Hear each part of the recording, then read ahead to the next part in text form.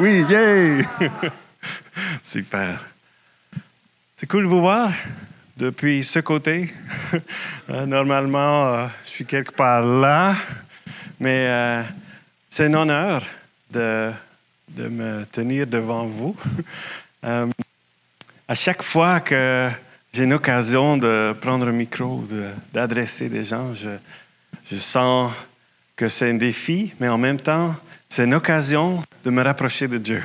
Parce que, ultimement, je ne veux pas que vous vous souveniez de tous les détails de ma vie, mais j'aimerais que vous puissiez partir avec quelque chose que Dieu a sur son cœur pour vous.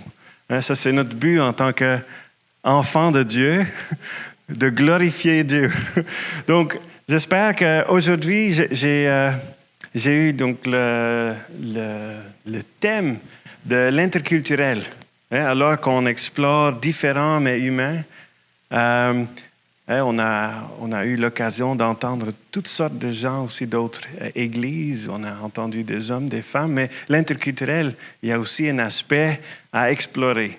Et je pense qu'il y a 2 semaines, on a eu Anne qui venait d'Allemagne, hein? Ouais. Donc pays à côté du mien. Moi, j'ai grandi, toute ma famille habite aux Pays-Bas. Tout petit pays, loin d'ici. Et même en tant qu'enfant, l'idée de voyager me parlait. J'aimais d'aller à d'autres endroits et découvrir, voir comment la vie était. C'est quelque chose moi, souvent, on commence à voir les paysages, mais tout de suite après, on goûte aux nourritures. Et là, c'est déjà une découverte. Hein? Même quand on passe à une autre région ou un autre pays, les choses sont juste un petit peu différentes, ou des fois très différentes. Mais c'est le fun de découvrir. Et donc, en tant qu'enfant, ça me plaisait de découvrir. Et souvent, je m'imaginais comment ça serait de vivre dans un autre pays. Par contre, je n'aurais jamais pu penser que là, que je vivais déjà, ça fait presque 20 ans, hors de mon pays. Donc, je n'aurais jamais pu penser que la moitié de ma vie, je ne vivrais plus aux Pays-Bas, là où j'ai grandi, là où toute ma famille est restée. Donc, en 2002, c'est la première fois que je suis venu au Québec. Et c'était pour venir faire une formation avec Jeunesse en Mission. Et Jeunesse en Mission, c'est un contexte formidable parce qu'il y a des gens de partout. Sauf que ce n'est pas vraiment le Québec. C'est une petite sous-culture parce que c'est un centre avec des gens de partout. Donc, il y a des Québécois, mais il y a aussi des gens d'ailleurs. Mais c'était riche. C'était beau de pouvoir apprendre et expérimenter beaucoup de différences. En 2003, je suis revenu pour aider à encadrer une école. Et depuis 2007, Pauline et moi, on s'est installés ici. On est resté au Québec. Et quelle joie de vivre ici. Moi, j'aimais le fait qu'il y avait de l'espace. Le pays est tellement grand comparé au mien. Dans mon petit pays, il y a plus que 16 millions d'habitants. Ça veut dire que tout le monde a son petit carré. Et ici, on voit de l'espace. Ça fait du bien. Il y a des collines, des montagnes. Je ne sais pas si vous êtes déjà venu aux Pays-Bas, mais on n'en a pas. On est fiers de notre montagne de 160 mètres. Donc, c'est le seul. J'aime qu'il y a vraiment les saisons. On a 4 saisons. Là, on trouve que le printemps, c'est assez court. Hein? J'ai compris que c'est environ 2 semaines entre l'hiver et le début de l'été. Mais quand même, chez moi, on a environ 1 semaine d'hiver. L'hiver avec de la neige, quand on a un petit peu de gel, un petit peu de neige, tout le monde est enthousiaste. Mais ça ne dure pas. Souvent, la même journée, tout est fondu. Donc, d'être ici, j'ai eu ma dose. J'ai dit à Dieu, oui, 1 semaine est trop courte, mais 6 mois, c'est trop long, Seigneur. Anyway, je suis quand même très reconnaissant pour le Québec. Donc, c'est une chose d'aller à un autre endroit et de découvrir. Quand on va en vacances, vous avez sûrement expérimenté, on va ailleurs, on dit « Ah, mais c'est tellement beau, c'est tellement cool, c'est tellement bon. » Mais d'émigrer, c'est une autre chose. Là, on touche plus à la culture de notre propre culture et la culture des autres. Donc, aujourd'hui, j'aimerais parler de ça, des cultures et comment ça fonctionne. Je me souviens la première fois que je suis allé au Mexique. Pauline et moi, on venait de commencer à fréquenter. Et je me disais, probablement c'est elle, la fille que je vais épouser, avec qui je vais vivre le reste de ma vie. Et alors qu'on entrait au Mexique, chaque fois que je rencontrais quelque chose que je ne connaissais pas, je me disais, est-ce que je pourrais vivre avec ça pour le reste de ma vie? Parce que ça se peut. Donc, il y avait de la nourriture, bien sûr. Chez nous, on ne cuisine pas très épicé, mes parents. Donc, au Mexique, je dis, j'ai entendu que c'est épicé. Comment ça va aller? Mais je pense que l'amour a sûrement aidé, mais j'arrivais jusqu'au moment que j'ai rencontré mes beaux-frères. Ils ont dit, regarde, on a des piments de tout petits. Ils sont vraiment jolis. Tu peux les manger comme ça. Oui, tu peux les manger comme ça et transpirer. Anyway. Donc, chaque chose que je rencontrais au Mexique, c'était quelque chose que je découvrais et je me disais, est-ce que je pourrais vivre avec ça? Est-ce que je peux vraiment l'adopter, l'accepter pour vivre ça? Et je dois dire, j'étais motivé. Ce n'est pas toujours le cas quand on interagit avec une autre culture qu'on est motivé. Des fois, on a des appréhensions, c'est différent. Est-ce que j'aime ça? Est-ce que j'aime pas ça? Donc, ça peut avoir un effet sur la manière qu'on juge ce qu'on rencontre. Anyway, j'étais au Mexique et je voulais apprendre l'espagnol. Donc, j'ai appris comment dire « bonne nuit ». Donc, je l'ai testé avec ma belle-mère. Donc, j'ai dit « buenas noches ». Et elle m'a regardé, elle a souri, elle a dit « gracias, merci », et elle a continué. Je ne m'attendais pas à ça. Donc j'ai demandé à Pauline qu'est-ce que j'ai dit. Elle a dit « t'as des belles fesses ».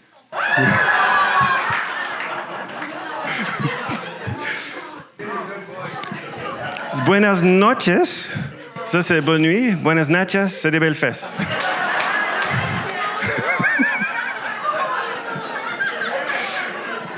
Hey, j'en parle aujourd'hui, ça veut dire que j'ai bien appris la différence.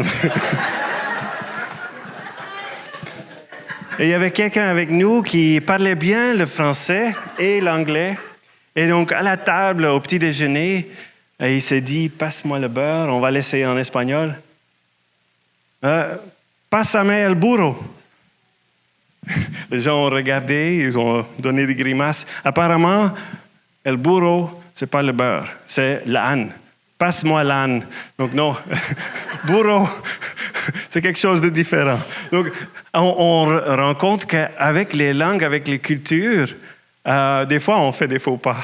Des fois on essaye des choses, c'est pas grave. Souvent on rit et on passe au-dessus. Et c'est rare que quand on vient avec un bon cœur et qu'on essaye quelque chose, que ça soit mal pris ou qu'on ferme les portes à la relation. Donc, connecter avec des autres cultures, c'est une richesse. On peut apprendre des choses qu'on n'aurait jamais appris si on serait resté chez soi ou si on serait resté juste entre les gens de la même famille ou le même peuple.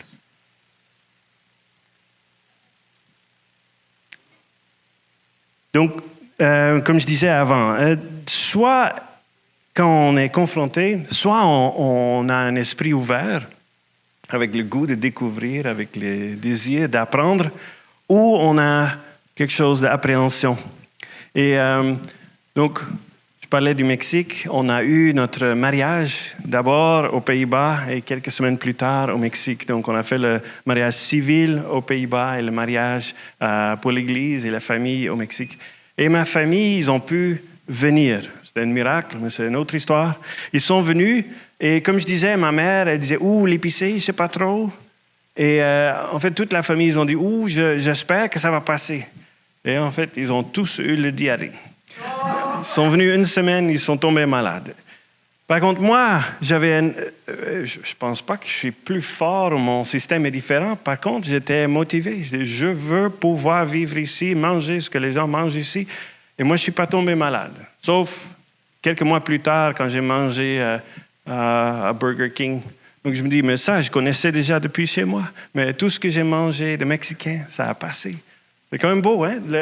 Moi, je vois ça comme un impact que notre attitude peut avoir sur si ça va bien ou si ça ne va pas. Donc, par rapport à ces appréhensions, on va en parler un peu plus tard, mais j'aimerais parler du début des cultures. Là, on va sauter un peu dans la Bible. Et comme on a entendu avec Émilie, le camp de jeunesse la semaine passée, on a regardé Genèse, le début de la création où Dieu a tout fait. Et en Genèse 1, verset 27, ça dit que Dieu créa les hommes de sorte qu'ils soient son image. Oui, il les créa de sorte qu'ils soient l'image de Dieu. Il les créa hommes et femmes. Dieu les bénit en disant « Soyez féconds, multipliez-vous et remplissez la terre. Rendez-vous en maître et dominez les poissons des mers, les oiseaux du ciel et tous les reptiles et les insectes. » Donc il y a ce qui est souligné, « Multipliez-vous et remplissez la terre. » Dieu a dit très clairement depuis le début à les êtres humains, c'est ça que je veux pour vous. Multipliez-vous et remplissez la terre. Quand on continue de lire, on voit que tout ne va pas super bien. Hein, et on arrive à l'histoire de Noé. Et Noé est l'histoire où Dieu recommence, mais quand même avec quelqu'un qui lui est fidèle. À la fin de ce déluge, quand Noé et sa famille sortent du bateau, Dieu répète, il dit « Multipliez-vous et remplissez la terre ». Donc on voit que c'est vraiment quelque chose que Dieu trouve important. Donc on dirait 2 fois, peut-être ils ont compris, mais on arrive à Genèse 11. C'est l'histoire de Babel. Le tour de Babel. Donc, à cette époque-là, tous les hommes parlaient la même langue et le même langage. Lors de leur migration depuis l'Est, ils découvrirent une vaste plaine dans le pays de Shinéar et y s'y établirent. Puis ils dirent, « Allons, construisons une ville et une tour dont le sommet atteindra le ciel. Alors notre nom deviendra célèbre et nous ne serons pas disséminés sur l'ensemble de la terre. » Hey, c'est intéressant. Hein? Nous ne serons pas disséminés. Donc, Dieu avait dit, remplissez la terre, mais ils disent, on veut rester ensemble. L'Éternel descendit pour voir la ville et la tour que les hommes construisaient. Il dit alors, ils forment un seul peuple, parlant tous la même langue, et voilà ce qu'ils ont entrepris de faire. Maintenant, quel que soit le projet, rien ne les empêchera de les réaliser. Alors, descendons et brouillons là leur langue pour qu'ils ne se comprennent plus entre eux. Et l'Éternel les dissémina loin de là sur toute la terre. Ils cessèrent donc la construction de la ville. Donc, les gens de Shinéar sont partis en petits groupes qui se comprenaient encore et ils sont allés s'installer un peu partout dans le monde. Ils ont chacun développé leurs coutumes, leurs traditions, leurs valeurs et ils ont leurs histoires. Donc, malgré les échecs de l'homme, le Seigneur a fait une promesse gracieuse. Il dit, « Aussi vrai que je suis vivant et que toute la terre sera remplie de la gloire de l'Éternel. » Donc, là, il ajoute un aspect. Il parle de la gloire. Hein? Il dit, « Moi, je veux, c'est mon objectif, que la terre sera remplie de ma gloire. » Et la gloire de Dieu est constituée des qualités invisibles, du caractère ou des attributs de Dieu, affichés de manière visible. Elle se reflète bien sûr dans la création, dans l'humanité, comme on a été créé à l'image de Dieu, mais elle devient vraiment visible alors que le Saint-Esprit est en nous. En Apocalypse, on voit la terre sera finalement remplie d'une multitude innombrable de rachetés. Et en Habakkuk, la terre sera remplie de la connaissance de la gloire de l'Éternel, comme les eaux couvrent la mer. Donc, là où Dieu règne avec sa gloire, c'est le royaume que Jean-Baptiste et Jésus ont annoncé. Donc, ça, c'est un peu le contexte. Donc, là, avec cette histoire de Babel, on pourrait dire, qu'est-ce que Dieu pense des cultures, des nations, des langues? Est-ce seulement un produit à part, ou un sous-produit du fait que les gens ont été rebelles au commandement de Dieu? Mais on voit non. On voit, si on creuse un peu dans la Bible, que Dieu aime les cultures, il aime les nations, il aime les langues. En Matthieu 18, où Jésus donne les ordres aux disciples avant d'aller au ciel, il dit « Allez donc dans le monde entier, faites des disciples parmi tous les peuples et baptisez-les au nom du Père, du Fils et du Saint-Esprit. » Donc, à tous les peuples, il disait, ce n'est pas seulement pour le peuple juif, c'est pour tous les peuples. Et quand on voit l'histoire en Actes, il y a Paul qui est à Athènes. Il parle avec les sages de la ville qui veulent savoir qu'est-ce que tu racontes. Et lui, il explique, à partir d'un seul homme, Dieu a créé tous les peuples pour qu'ils habitent toute la surface de la terre. Il a fixé des périodes déterminées et établi les limites de leur domaine. Par tout cela, Dieu invitait les hommes à le chercher et à le trouver. Donc, on voit ici que Dieu est souverain au-dessus de tout ce qui se passe. On a entendu ce matin, Michael parlait de la Russie et l'Ukraine. On prie. On prie pour que la volonté de Dieu soit faite. Pour être franc, je ne sais pas toujours exactement comment prier, mais je prie surtout que sa volonté soit faite parce que je crois qu'il est souverain. C'est lui qui établit les règnes et il établit aussi la fin de chaque règne. Donc, pourquoi il a fait ça? Parce que Dieu invitait les hommes à le chercher, à le trouver.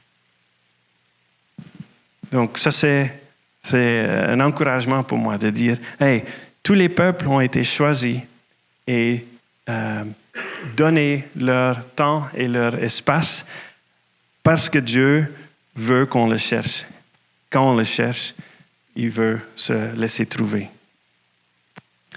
Et qu'on va tout à la fin, quand on va à le livre d'Apocalypse, Apocalypse 7, ça dit, après tout ça, j'ai vu une foule immense que nul ne pouvait dénombrer. C'était des gens de toute nation, de toute tribu, de tout peuple, de toute langue. Donc, devant le trône.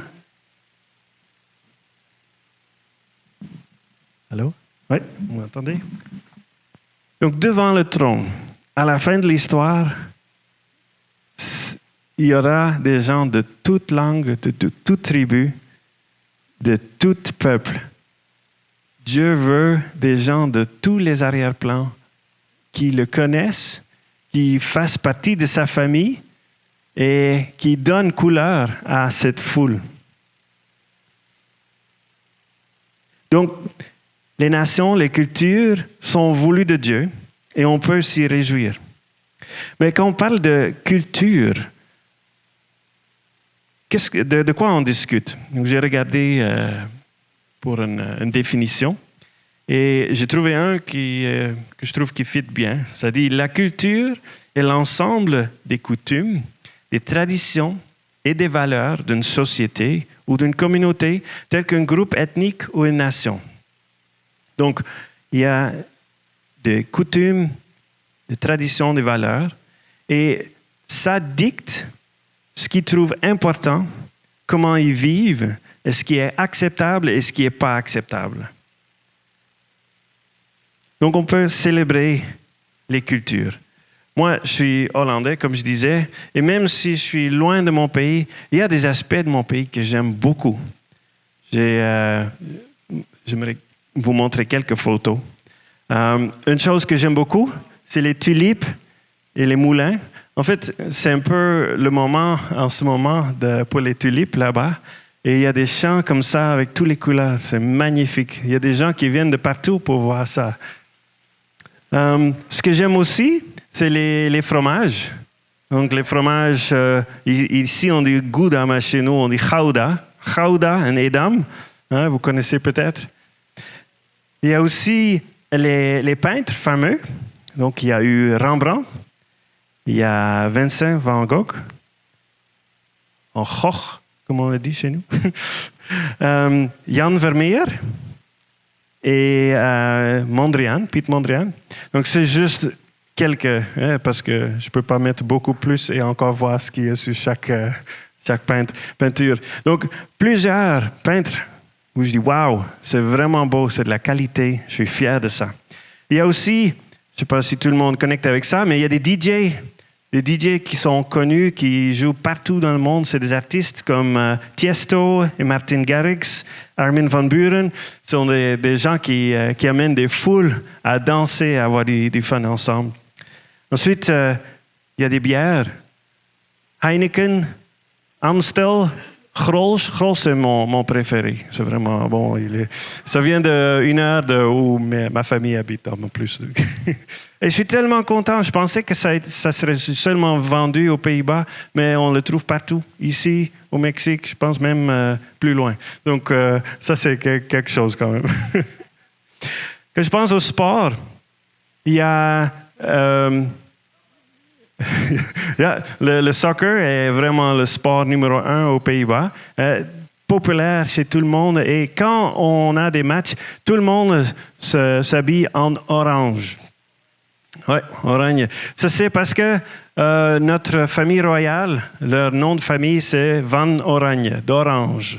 Donc, à cause de ça, même si notre drapeau est rouge, blanc et bleu, tout le monde se met en orange. Et pendant le Coupe du Monde, il faut venir aux Pays-Bas une fois. Des rues en complet, tout est orange. Orange, c'est vraiment impressionnant.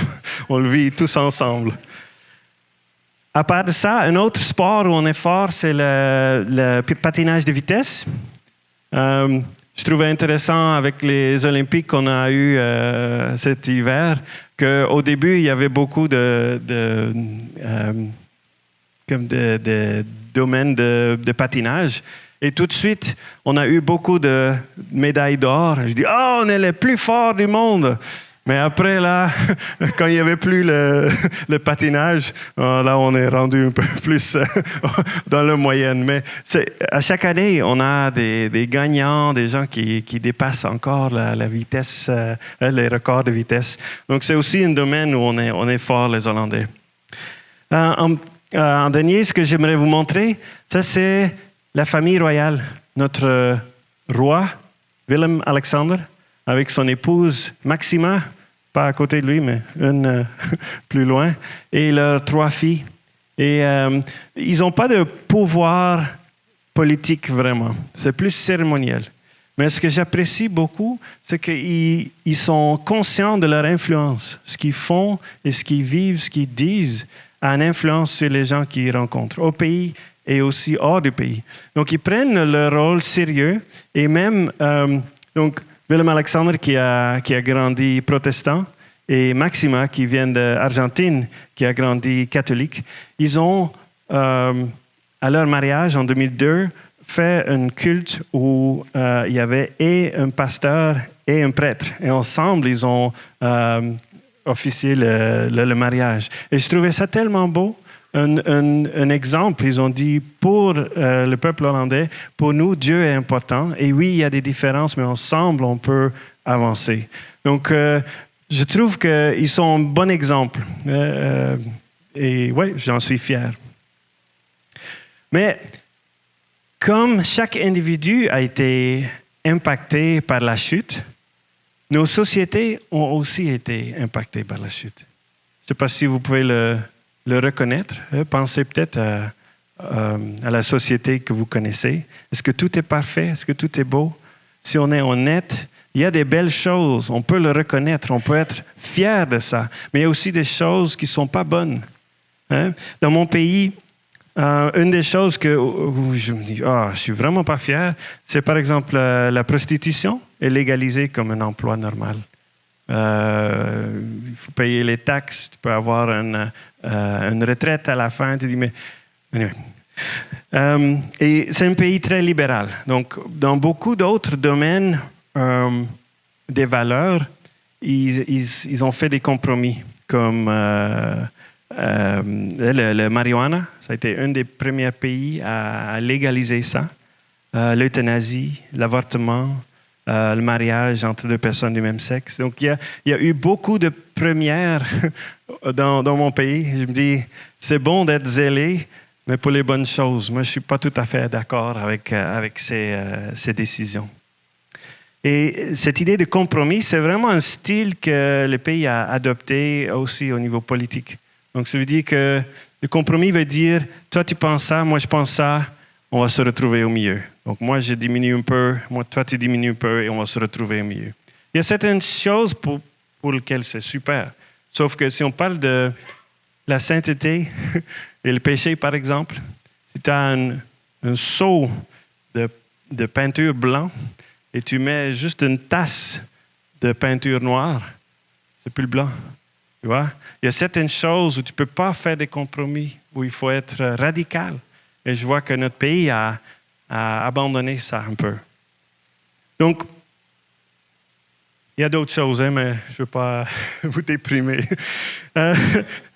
Donc, de reconnaître que nos cultures ont des belles choses, et même, j'ose dire, qu'il y a des belles choses qui reflètent la beauté de Dieu.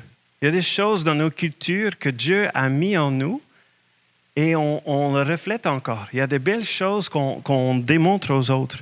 Mais il y a aussi des choses qui ont été affectées par le péché. Paul, quand il était à Athènes, dans son discours aux sages, en fait, lui, il disait, voilà, tel est Dieu, mais il a aussi dit, je vois dans votre culture, même s'il y a beaucoup d'idoles, je vois que vous avez des belles choses. Il a cité leur poète, par exemple. Il dit, je vois que vous êtes très religieux. Il a donné des compliments, mais il a aussi confronté ce qui n'était pas vrai, ce qui n'était pas juste. Donc, ça a été vraiment sa manière d'interagir avec des gens pour amener le point de vue de Dieu. Donc, c'est quelque chose comme nous, on peut aussi faire, en connexion avec les gens autour de nous, de reconnaître, d'avoir des yeux ouverts pour ce qui est beau, ce qui est admirable dans les gens, mais en même temps, de ne pas dire, bon, on accepte tout.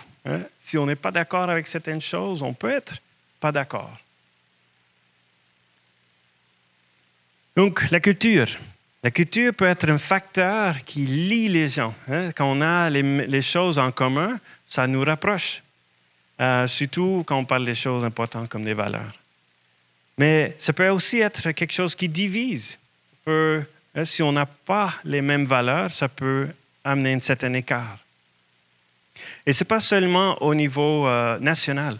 Quand on a fait notre préparation au mariage, on nous racontait que, en fait, même chaque famille a une culture différente. Donc, même si on est du même pays, même village, même ville, on peut avoir des coutumes, des manières de faire qui sont différentes que nos voisins. Et donc, quand on se marie, quand on devient un, on vient avec notre point de voir les choses et l'autre vient avec sa manière.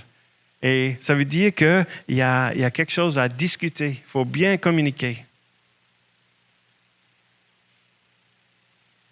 Comme pour les individus, il y a les langages d'amour. Vous avez déjà entendu parler de ça?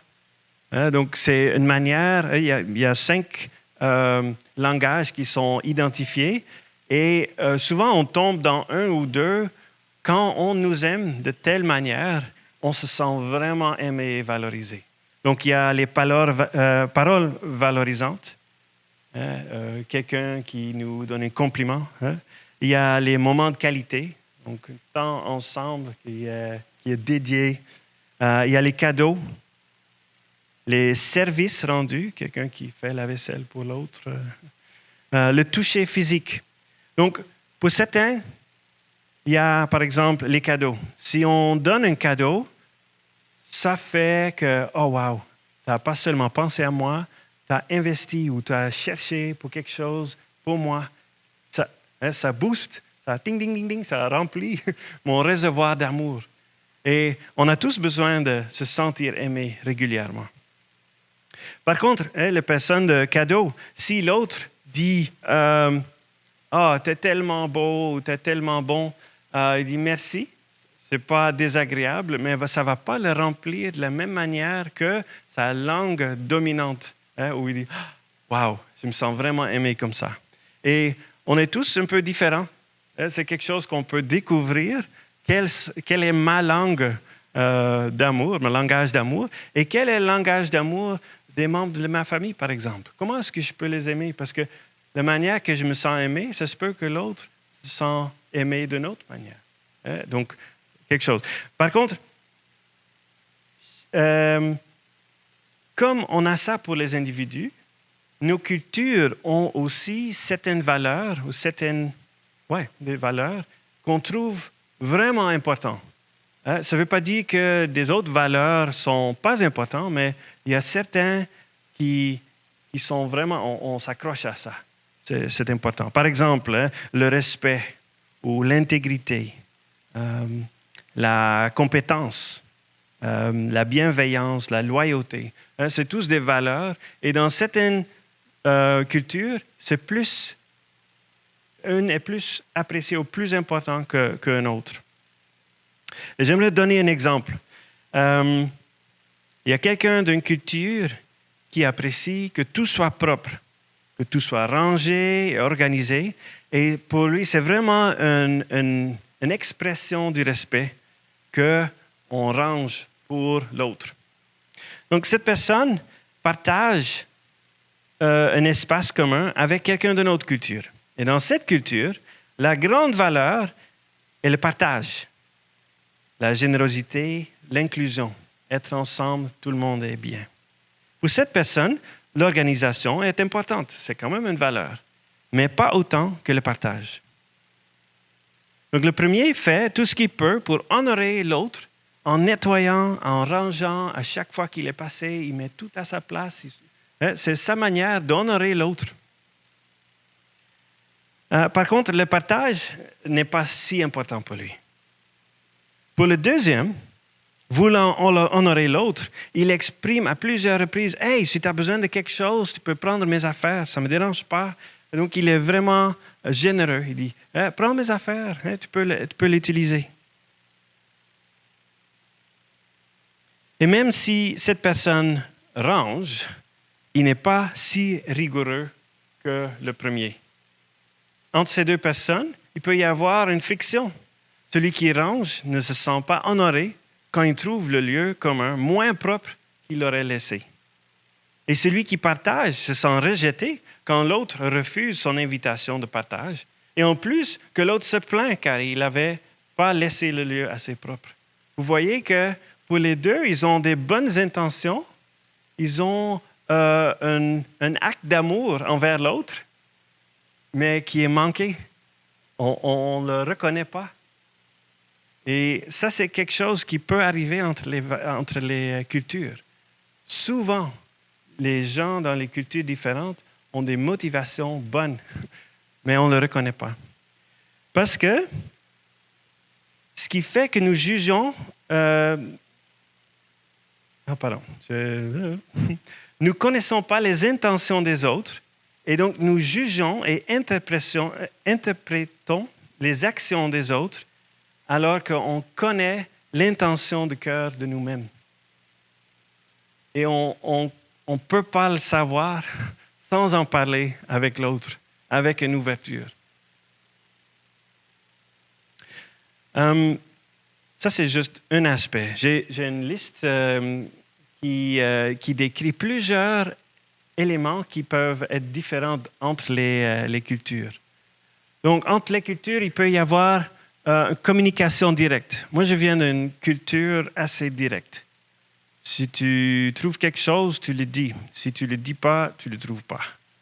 C'est vraiment ça. Tu n'as pas à essayer de comprendre est-ce qu'il veut dire quelque chose de plus. Hein?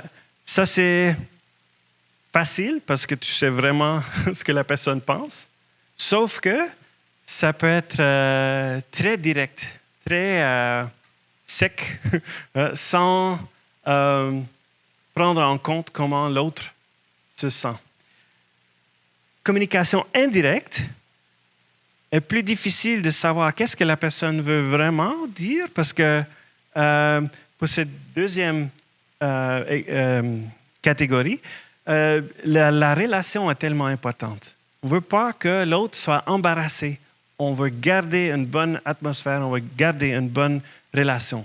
Et on voit que si tu as quelqu'un qui est très direct, qui parle à quelqu'un qui est indirect, ça choque. Par contre, si la personne indirecte parle, la personne qui est directe, il dit « Mais qu'est-ce que tu veux dire? Je ne comprends pas. » C'est quelque chose qui arrive. Un autre aspect, c'est l'individualisme versus l'orientation de groupe. Surtout dans les pays froids, on a la tendance à valoriser l'individualisme. Donc, moi, j'ai mon opinion. Moi, je pense ça. Ce que moi, je pense est le plus important. Donc, chaque personne a le droit de parler, alors que des cultures orientation de groupe, ils disent, mais c'est pas seulement important que moi je pense. Qu'est-ce que ma famille, qu'est-ce que ma tribu, qu'est-ce que mon village pense? Qu'est-ce qu'on pense ensemble? Et ça sera véhiculé par une personne. Donc, tu vois que ça peut aussi amener une difficulté en communication, où l'individualiste dit, mais qu'est-ce que tu penses? Et l'autre dit, mais ça ne dépend pas juste de moi. La valeur de la vie privée et la valeur de l'inclusion. On parlait un peu de ça avant. Donc, la vie privée, c'est quand même quelque chose de très important dans ma culture, je pense, ici pour la plupart. Mais il y a des cultures où c'est beaucoup plus pouvoir être ensemble. C'est le groupe qui me protège, c'est le groupe qui me définit. Et ensemble, on est protégé et on est inclus. Orienté vers le temps ou orienté vers l'événement. Donc, ça, c'est peut-être un peu plus dur à expliquer. Orienté vers le temps, ça veut dire qu'à 1 heure, notre activité commence. Donc, tout le monde se présente à 1 heure. Orienté vers l'événement, ça peut être, disons, si à 1 heure, c'est le mariage qui commence, ça veut dire qu'à 1 heure, le culte ne commence pas. À 1 heure, tout le monde arrive, on va commencer à mettre la salle, on va préparer les fleurs, on va tout mettre, et tout le monde se met beau. Donc, c'est toute une autre approche à comment on s'organise avec le temps. Mais vous voyez aussi le potentiel pour des frustrations. Quelqu'un qui pense que le culte commence à 1 heure et l'autre qui arrive encore dans ses vêtements de tous les jours avec son costard à côté et qui va préparer d'abord. C'est toute une autre approche. Il y en a qui sont structurés dans l'approche. C'est des gens qui planifient, qui ont des calendriers qui vont quelques mois, des fois même une année d'avance.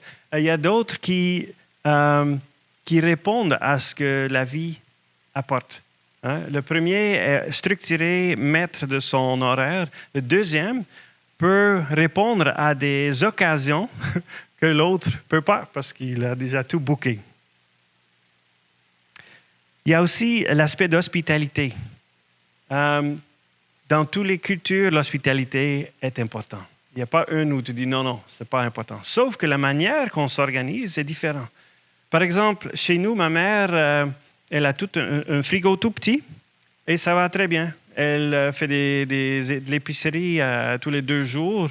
Et, donc, mais si, disons, à 4, on pourrait juste débarquer. Dire, allô, on vient souper. Ça va le stresser. Pourquoi? Parce qu'elle n'a pas assez dans son frigo.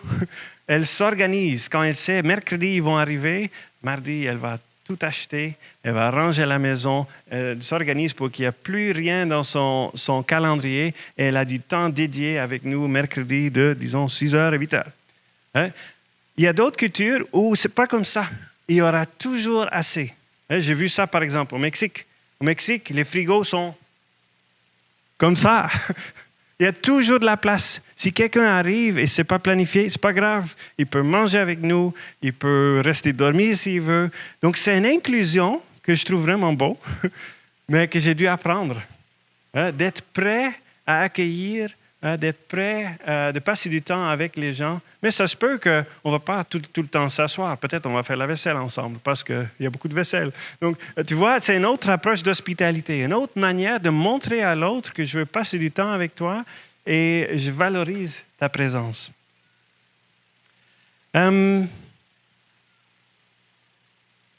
Donc, comment...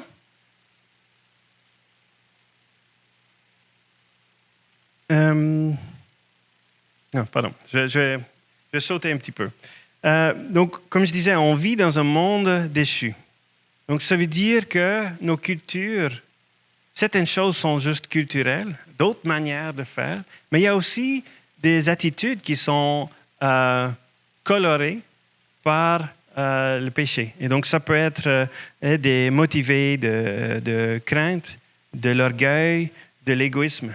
Donc, ça peut être quand même difficile quand on rencontre une autre culture, quelqu'un d'une autre culture, de gager comment je deal avec ça, comment savoir comment réagir.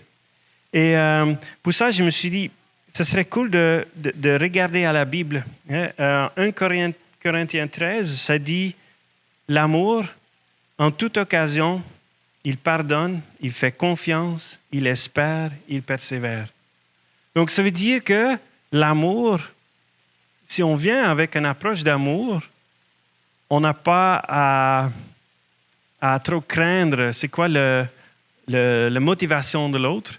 On peut l'accueillir et on va voir ce qui sort. En Philippiens 4, verset 8, c'est un verset que j'aime beaucoup. Ça dit « Frères et sœurs, nourrissez vos pensées de tout ce qui est vrai, noble, juste, pur, digne d'amour et d'approbation, de tout ce qui est vertueux et mérite louange. » Donc, cherchons à saisir ce qui est noble et juste et pur, etc., dans les gens et dans les cultures que nous côtoyons. On risque d'entrevoir une facette de la gloire de Dieu. Et il y avait juste une chose que je pensais encore. En Galates, Paul dit il y a donc plus de différence entre les Juifs et les non-Juifs, entre les esclaves et les personnes libres, entre les hommes et les femmes. Donc, je me suis dit, hey, c'est quelque chose, ça. On est tous pareils. Mais ce n'est pas pour vous. Comme Michael disait, on est tous de la même famille. En Ukraine, en Russie, ici, on est tous de la même famille. Mais ça ne veut pas dire qu'il n'y a plus de culture, qu'il n'y a plus de langue, qu'il n'y a plus de tradition, qu'il n'y a plus d'histoire. Donc, aussi dans le temps de Paul, ces différences n'étaient pas disparues.